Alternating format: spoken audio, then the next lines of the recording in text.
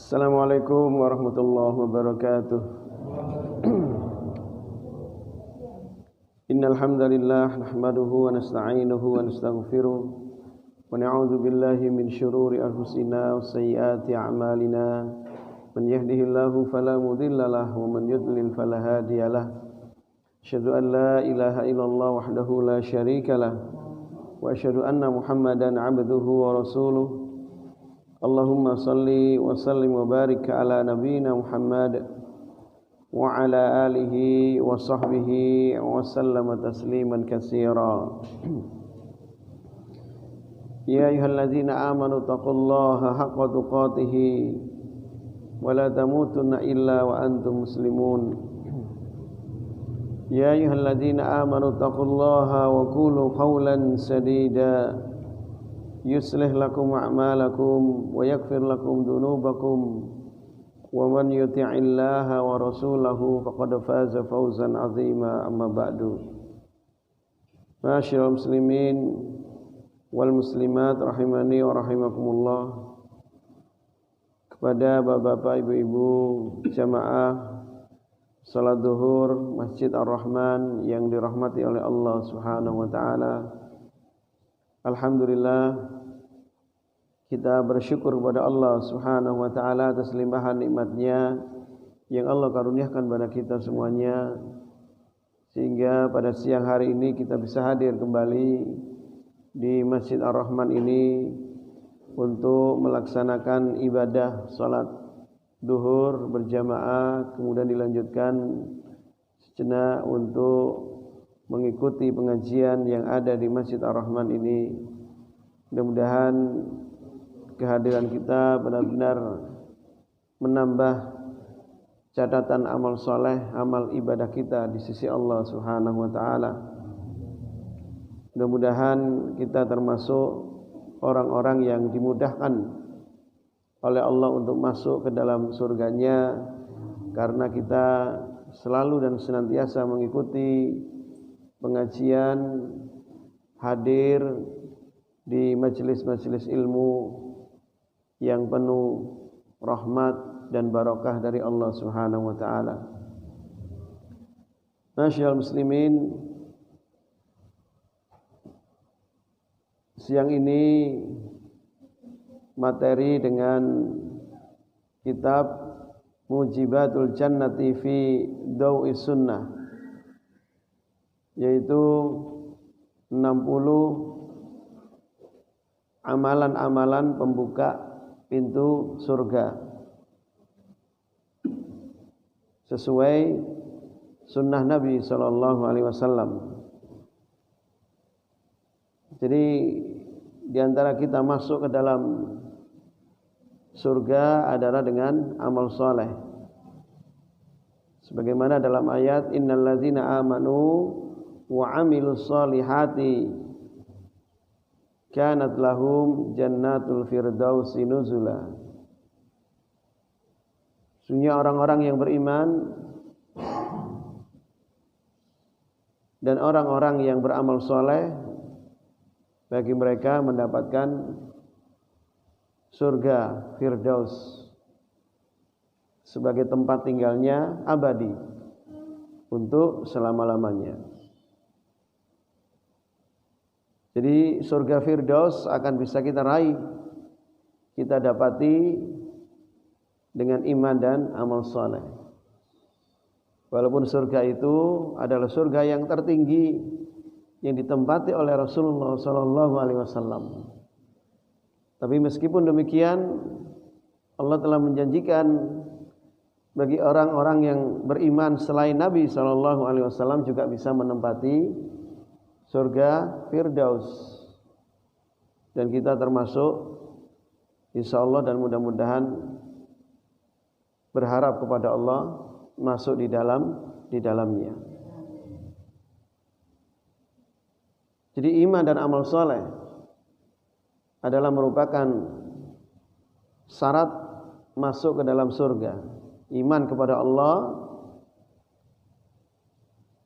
dengan mentauhidkan Allah, mengikhlaskan dalam beribadah kepada Allah, tidak melakukan kesyirikan, tidak melakukan hal-hal yang membatalkan iman, insyaallah jika kita meninggal dunia mati dengan membawa iman yang utuh, yang tidak rusak, yang tidak hilang, yang tidak kurang, itu akan menyelamatkan kita. Dengan amal soleh, syarat masuk surga harus dilalui. Amal soleh yang sebagaimana dijelaskan oleh Nabi SAW, yaitu amal soleh yang sesuai dengan sunnah beliau, sesuai dengan perintah beliau, sesuai yang diajarkan oleh beliau. Itu standar amal soleh. Amal soleh dan tidaknya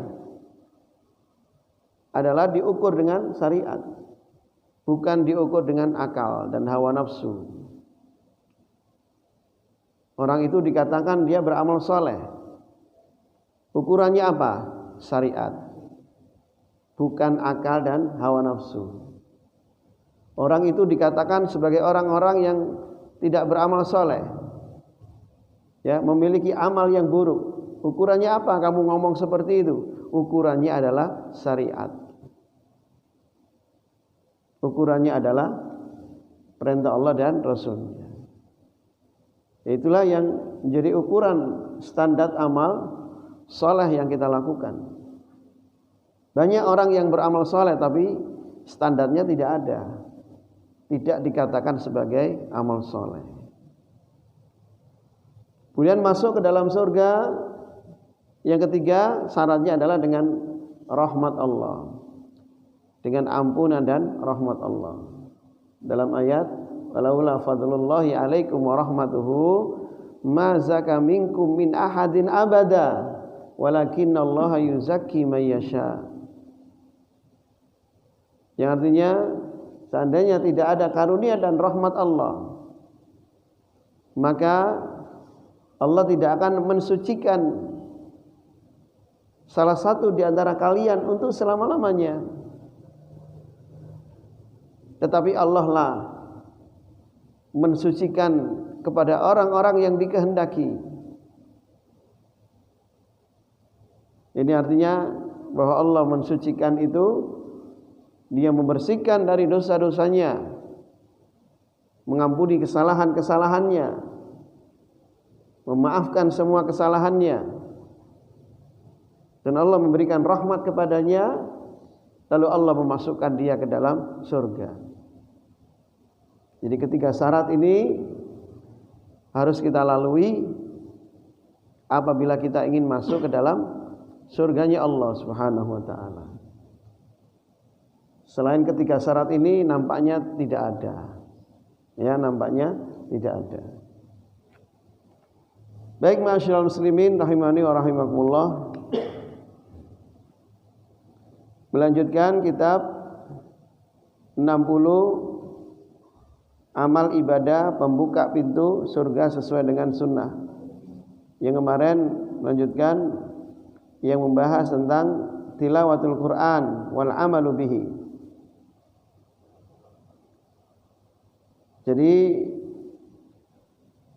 amalan pembuka pintu surga yang nomor 5 yaitu membaca Al-Quran dan mengamalkannya.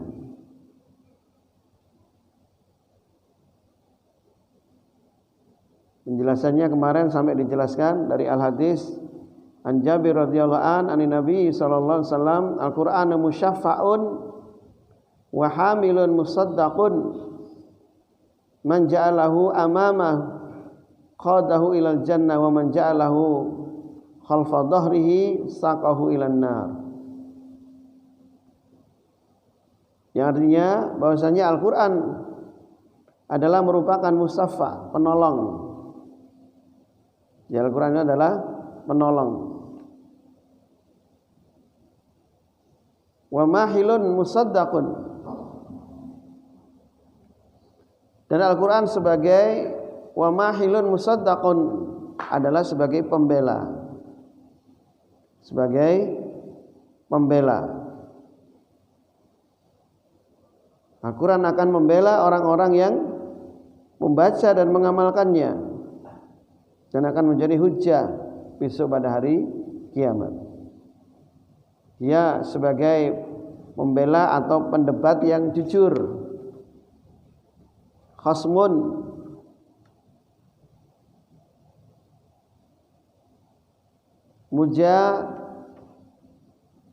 mujadalun musaddaqun, sebagai pembantah yang jujur. Maksudnya sebagai pembela. Kalau sekarang sebagai kuasa hukum. Jadi Al-Quran akan mendampingi kita sebagai kuasa hukum di hadapan apa? Di hadapan pengadilan Allah Subhanahu wa taala. Jadi kita jangan khawatir sendirian, itu jangan khawatir, ya.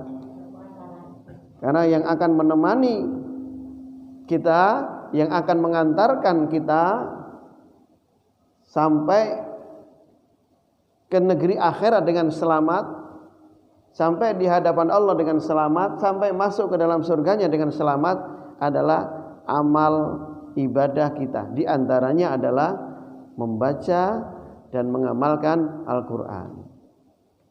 Jadi tidak usah susah. Kita sendiri tidak usah susah.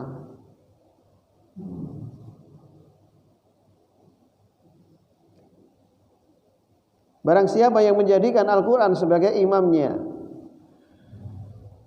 maka Al-Quran akan mengantarkan, akan memimpin kepadanya menuju surga. Jadi kalau menjadikan imam, ya dan tidak usah tanggung-tanggung, jadikan Al-Quran sebagai imam. Semuanya apa kata Al-Quran. Ngalor ngidul, kulon, wetan, apa kata Al-Quran, kan begitu. Ya. Apa yang telah diperintahkan oleh Al-Quran kita ikuti. Apa yang dilarang oleh Al-Quran kita tinggalkan. Itu namanya Al-Quran kita jadikan sebagai imam, sebagai pemimpin, sebagai petunjuk jalan, sebagai penerang. Jangan mengambil kepada yang lain selain Al-Quran. Faman ja'alahu khalfa dhahri, barang siapa yang menjadikan Al-Quran sebagai makmum, ya, maka apa? Sakahu ilan nar. Al-Quran akan mengantarkan orang tersebut menuju neraka. Naudzubillah. Al-Quran dijadikan makmum. Maksudnya apa ini? Ya, dia lebih mendahulukan akalnya, mendahulukan hawa nafsunya daripada Al-Quran. Jadi Al-Quran tidak diguguh, tidak diikuti, tidak diamalkan karena dia dijadikan sebagai makmum. Makmum itu kan apa kata imam? Gak ada imam apa kata makmum itu. Ya, yang benar adalah makmum apa katanya imam. Jadi kalau manusia menjadikan Al-Quran sebagai makmum, maka apa kata dia? Al-Quran hanya diambil ketika ada kepentingan saja. Kepentingan kampanye diambil ayatnya, habis itu selesai gak dipakai, kan begitu. Kepentingan urusannya diambil, selesai gak dipakai. Al-Quran membenarkan apa yang menjadi misi golongannya, kelompoknya diambil, yang lain gak cocok, gak usah. Ini namanya menjadikan Al-Quran sebagai makmum. Nauzubillah. Celaka orang-orang yang seperti itu.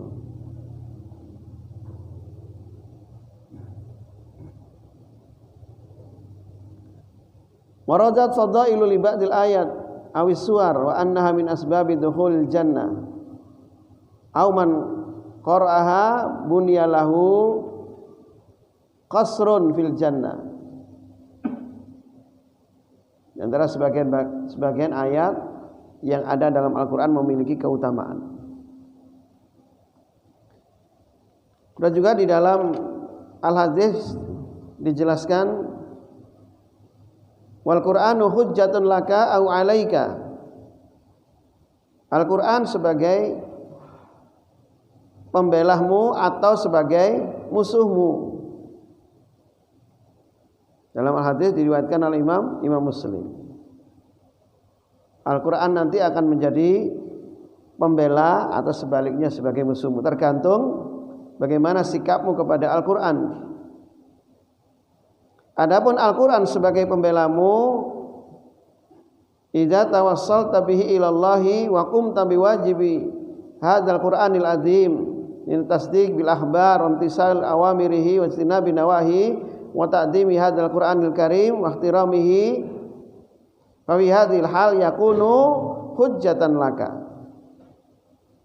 Al-Qur'an sebagai pembelamu yaitu apabila kamu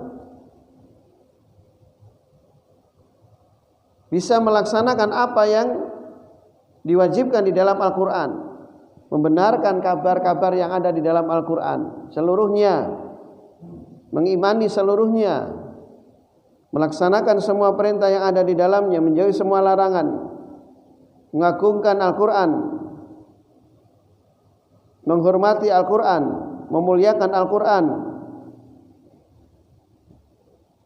maka keadaan yang seperti ini dia akan menjadi pembelamu. Sebaliknya, idza hantal Qur'an wa hajartahu lafdan wa amalan, kamu hinakan Al-Qur'an, kamu tidak menghiraukan Al-Qur'an, kamu tidak melaksanakan kewajiban yang ada di dalamnya, bahkan kamu melanggar apa yang dilarang, maka fa innahu yakun alaika syahidan yaumal qiyamah. Besok Al-Qur'an akan menjadi saksi dan akan menjadi musuhmu pada hari kiamat. Ya, jadi Al-Qur'an menjadi pembela kita atau menjadi musuh kita tergantung daripada sikap kita kepada Al-Qur'an. Nah, itu ma'asyiral muslimin. Makanya alhamdulillah sudah di Indonesia ini banyak para hafid Al-Qur'an, pondok-pondok pesantren yang di situ menerima dan mengajarkan santri-santri yang hafal Al-Qur'an, mendidik mereka untuk menghafalkan Al-Qur'an dan mengkaji isinya. Ini merupakan satu kebaikan yang sangat luar biasa. Kemudian ada keutamaan dari surat-surat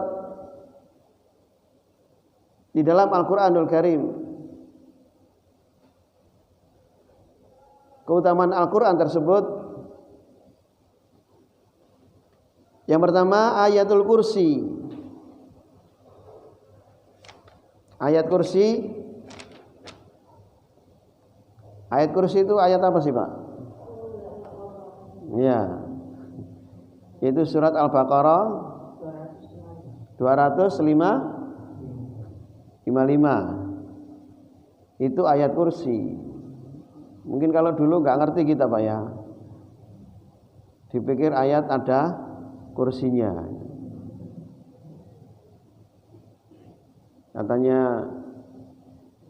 Katanya kiai-kiai sebelum pilkada, sebelum jadi bupati, jadi gubernur, baca ayat kursi. Setelah jadi ayatnya ditinggal, kursinya diambil. Ngono, Pak. Iso ae.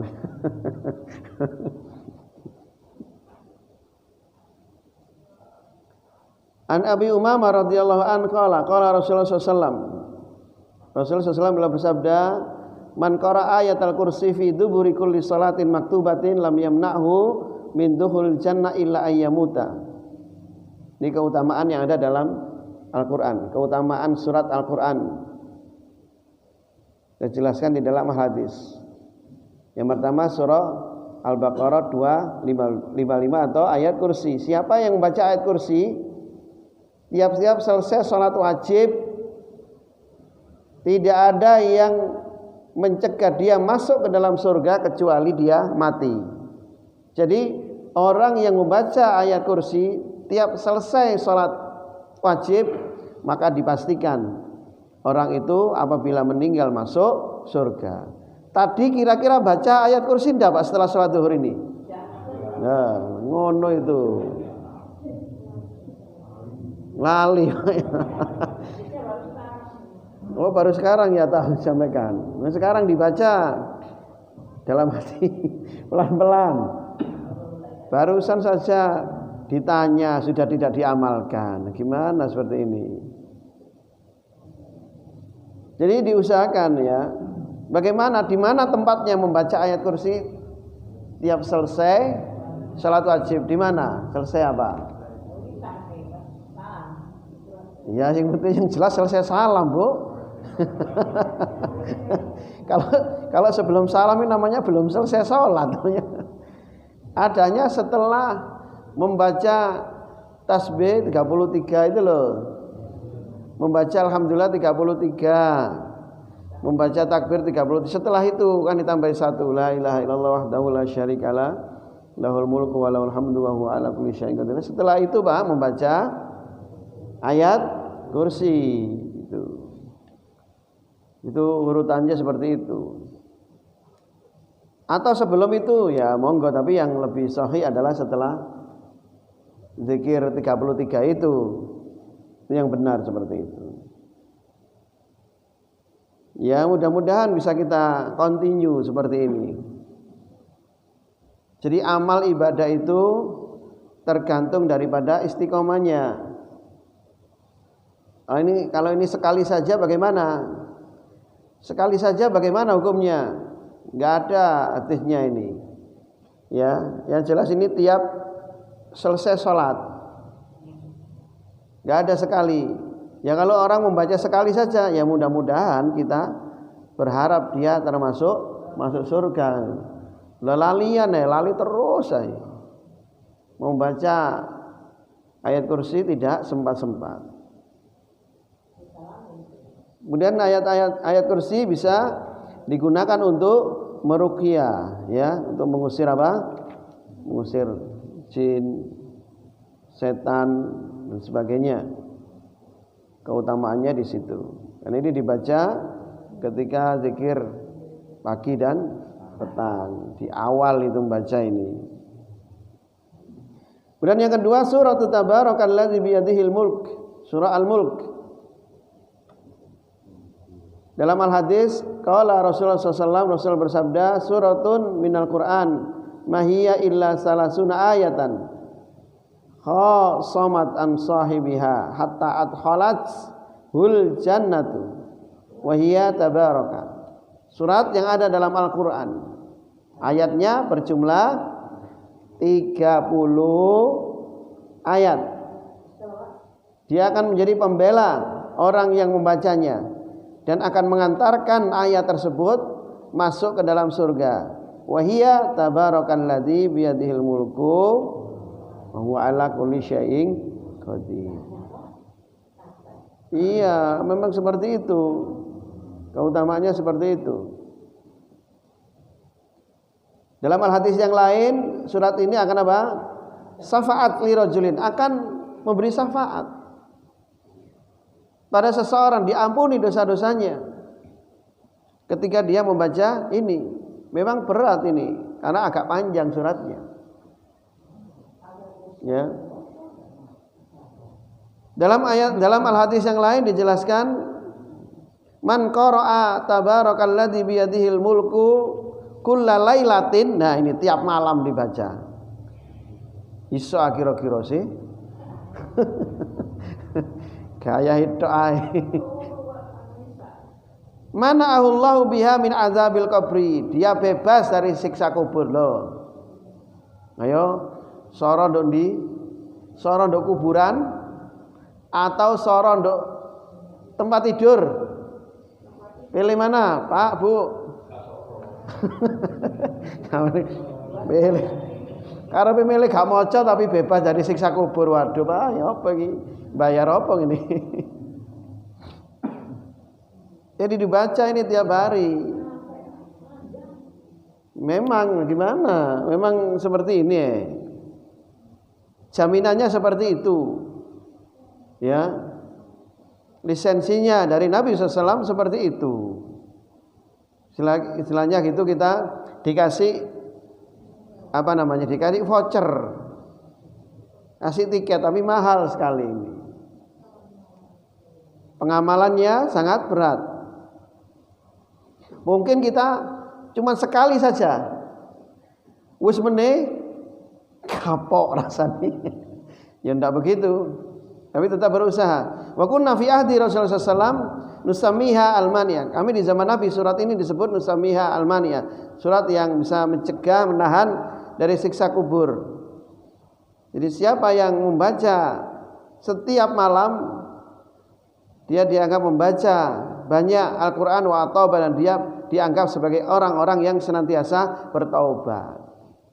Bertaubat ini sudah, ini dianggap seperti orang yang jihad di jalan Allah, Pak. Orang yang jihad di jalan Allah yang enggak disiksa kubur, wis bebas, free adab kubur. Yang ada hanya kenikmatan-kenikmatan saja yang ada di kuburan. Karena orang itu ketika mendapatkan nikmat kubur, ya sudah tahu tempatnya di surga, loh gitu loh. Sudah jelas tahu, ditunjukkan tempatnya di surga. Kalau orang itu diadab di kuburan, tidak ditunjukkan tempatnya di surga. Nah gitu loh. Ya memang susah-susah sedikit. Daripada jihad, ayo Bapak Ibu jihad, berperang di jalan Allah, ayo. Ada enggak sekarang jihad? Lalu mati di medan perang, kan enggak disiksa kubur, gratis langsung. Terus sekarang sebagai gantinya kita enggak ada jihad, ya. Bukan enggak ada jihad dalam arti hukumnya hilang, enggak ada jihad karena kondisinya sudah aman. Ganti dikasih membaca surah Al-Mulk setiap malam. Wis terserah, sebelum tidur boleh, mau tidur boleh, pokoknya malam. Engko ae jam 11 titik ndak apa-apa. Engko ae jam 12 titik monggo. Lah wis enak to, Bu. Habis Isya monggo, habis maghrib monggo. Pilih mana sing enak ayo kira-kira. Nah, seperti itu ya. Ya sekarang daripada ngelamun, ya, daripada baca yang enggak, daripada ngomong yang enggak kan gitu. Daripada delok TV 2 jam, Masya Allah kuat. Sampai ngantuk-ngantuk dipilani melek maneh. Tapi ketika berhadapan dengan surah Al-Mulk, bagaimana rasanya? Belum buka sudah ngomong berat. Belum buka ini, Pak. Ya diusahakanlah begitu, oke? Diusahakan. Wis soro-soro titik, habis itu nanti ketika meninggal sudah bahagia, seneng wis. Itulah. Enggak ada, Bu, mendapatkan kenikmatan dengan kenikmatan, enggak ada. Mendapat kebahagiaan dengan kebahagiaan itu enggak ada, bukan gandengan. Ya, enggak ada rumusnya. Dimanapun di dunia enggak ada. Orang itu kalau mau sukses, soro dhisik kan begitu nggih? Ganggi ya. Tapi enggak kepanggih. Pak soro, Pak. Kampanye soro, biayai besar. Ya. Belum lagi ya mengasihkan ini, buat itu, gak turu dibelani. Jadi mau enak soro dulu itu sudah kan ada itu pepatah, berakit-rakit ke hulu, berenang-renang meninggal kemudian, bersakit-sakit dahulu, bersenang-senang kemudian. Ini sudah cocok ini dalam Al-Quran, hadis, puisi ini sudah cocok, gak usah dirubah-rubah. Gak ada orang itu ya ingin cari keberhasilan, kesuksesan dengan kesuksesan poya-poya, seneng-seneng, gak ada. Begitu pula mencari surga, gak ada dengan leye-leye, enak-enak, ya seneng-seneng, gak ada, Pak. Dengan susah dulu. Nah semuanya sudah gandengan, tidak bisa dirubah-rubah. Gandengan itu ingin sukses bekerja, ayo enak-enak, duit entek-entek no geandok, wis enggak bangkrut. Nah, seperti itu. Baik, kita lanjutkan. Kemudian Qul huwallahu ahad. Surat Al-Ikhlas. Keutamaan. Nabi SAW beliau bersabda ketika beliau mendengar orang yang membaca surah Qul huwallahu ahad, beliau mengatakan wajabat.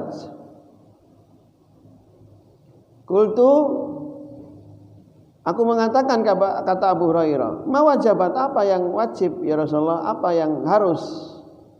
Qala Nabi SAW, wajabat al-jannah, wajib masuk surga. Nah, seperti itu. Jadi orang yang membaca surah Al-Ikhlas, Qul huwallahu ahad, maka dia wajib masuk surganya, akan dimasukkan oleh Allah ke dalam surga. Dalam al-hadis yang lain, kisahnya seorang Ansar yang menjadi imam. Dia senantiasa ketika menjadi imam bacaannya adalah Qul huwallahu ahad. Rakaat pertama Qul huwallahu ahad. Rakaat kedua Qul huwallahu ahad. Pokoknya tiap jadi imam Qul huwallahu ahad. Kan orang-orang kan pada itu, Pak, sumpek delok. Ada yang seneng, ada yang sumpek kan. Tapi banyak yang senang kira-kira, Bu. Kalau di zaman sekarang, Bu, banyak yang senang imam membaca surat-surat pendek ketika menjadi imam. Banyak yang senang di zaman sekarang, Bu. Banyak yang bahagia. Tapi di zaman Nabi SAW banyak yang susah. Banyak yang susah. Iki gano ayat mana ta? Nah kalau zaman sekarang, bendino ini enak loh kan begitu, Bu. Kata-katanya itu loh. Kalau dulu gak ada ayat lagi dah. Kalau sekarang bendino ayat iku enak cepet loh. Maka Nabi bertanya kepadanya, apa yang menyebabkan kamu kok ketika menjadi imam senantiasa membaca surah Al-Ikhlas? Maka dia mengatakan, ya Rasulullah, ini uhibbuha. Aku sangat mencintai Qul huwallahu ahad ini. Aku sangat mencintai surah Al-Ikhlas ini. Maka Nabi mengatakan, inna hubbaha adkhalakal jannah.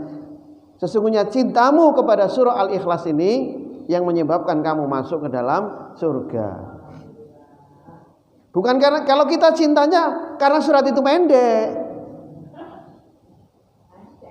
Tapi kalau para sahabat cintanya karena di dalam surah Al-Ikhlas itu mengandung nilai-nilai tauhid, mentauhidkan Allah di dalam, baik itu rububiyah, uluhiyah maupun asma wa sifatnya. Ada nilai-nilai mentauhidkan Allah di dalam ayat itu dan menolak kesyirikan. Loh gitu loh. Cintanya ayat itu para sahabat. Kalau kita cintanya ayat itu adalah karena pendek lang mari. Karena seperti itu bedanya. Dalam keutamaan yang lain an Mu'ad bin Anas radhiyallahu anhu dari Nabi sallallahu alaihi wasallam, qara'a qul huwallahu ahad hatta yahtimaha asara marrat banallahu lahu qasran fil jannah. Barang siapa yang membaca surah Al-Ikhlas 10 kali, maka Allah akan bangunkan istana yang mewah, yang megah di surga nanti. Insyaallah seperti itu. Ya, apa enggak seneng apa? Di dunia tidak punya rumah, di surga memiliki istana yang luar biasa. Ya, ini dibaca para jamaah, dibaca ya. Nganggur-nganggur daripada ngelamun dibaca ini. Kan begitu loh. Ya, daripada ngelamun mikir yang enggak, ya, daripada mikir tonggoe sumpek baca surah Al-Ikhlas. Ya, itu seperti itu.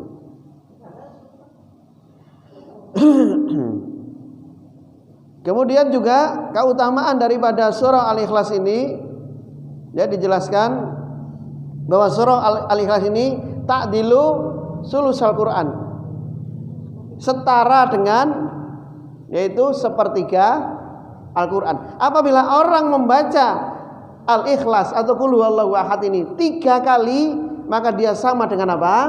Menghatamkan Al-Quran. Lo kan enak ya. Jadi kalau jenengan gak hatam-hatam kok suwene gak hatam-hatam.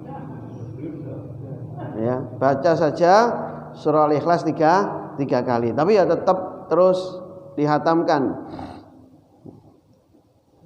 Ada gandengannya surat ini, yaitu surah Al-Mu'awwidhatain. Surah Al-Mu'awwidhatain itu adalah surah An-Nas dan Al-Falaq. Itu gandengannya. Dijelaskan keutamaannya. Nabi SAW mengatakan, ayu jizu ahadukum ayyaqra'a kulla yaumin sulusal Qur'an. Apakah kalian mampu membaca Al-Qur'an sepertiga Al-Qur'an setiap malam?